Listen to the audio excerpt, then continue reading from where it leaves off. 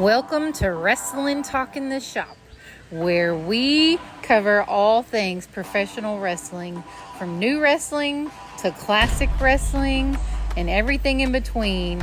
We go to wrestling, we do some wrestling, and everything in the ring. Join us now for Wrestling Talk in the Shop. Hey guys, it's Jonathan from Wrestling Talk in the Shop, and welcome back to the channel. We're going to do today in wrestling history, January 23rd.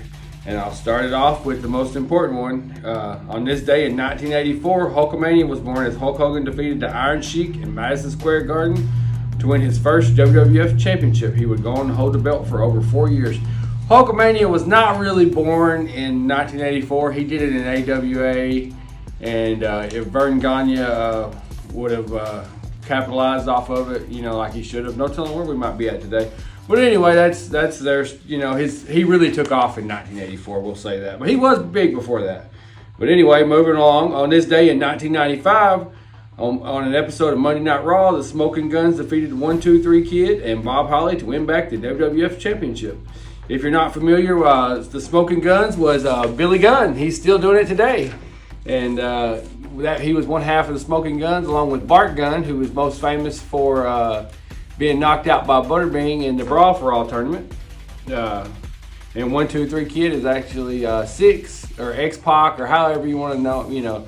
However, he's rumored to be a participant in this Royal Rumble coming up this week, so we'll see. But anyway, on this day in 1996, the Clash of the Champions took place at Caesars Palace, Las Vegas. In Nevada, the main event saw Ric Flair and the Giant defeat Hulk Hogan and Macho Man Randy Savage. The Clash of the Champions, they did it like every quarterly, like AEW does the Battle of the Belts. That's sort of a play off of what WCW did in Clash of the Champions. But anyway, we're moving right along. On this day in 2000, the WWE Royal Rumble took place in Madison Square Garden, with The Rock winning the main event Rumble match. Triple H defeated Cactus Jack to retain the WWF Championship, or WWE Championship, in a street fight. And Chris Jericho was declared the sole Intercontinental Champion after a triple threat win with fellow co-champion China and Hardcore Holly.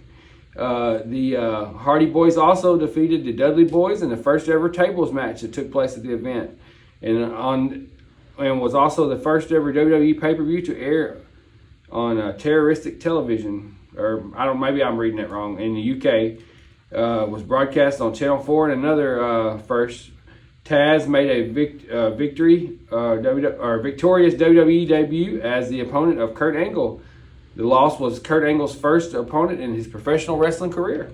And that's and that's going to wrap it up. That's all I have for today in wrestling history. We appreciate you watching, guys, and we're going to do this for a full year every day.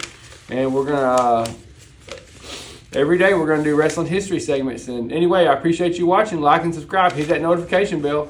It's not everything that happened on this day. It's just a brief rundown of what we see fit. What was the most popular things, that happened. But anyway, thanks for watching, guys. Like and subscribe.